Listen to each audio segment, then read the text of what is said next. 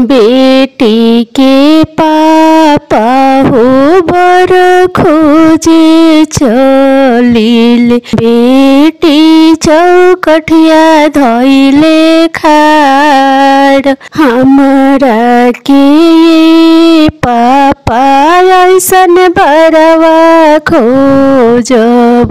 दीपक जले सारी रात पूर्व गइनी बेटी पश्चिम गइनी।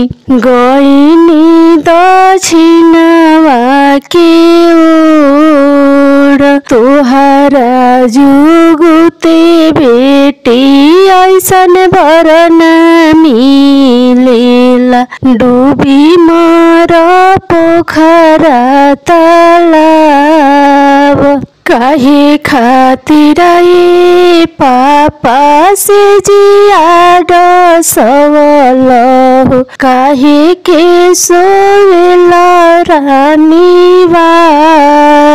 काहे खातिर ए पापा बेटी जनमवल हो। काहे देखला पोखरा तालाब सख लागी बेटी से जिया सजवनी हो। सखिला सोइले रानीवास धर्म लागी बेटी दिया जन मवनी हो।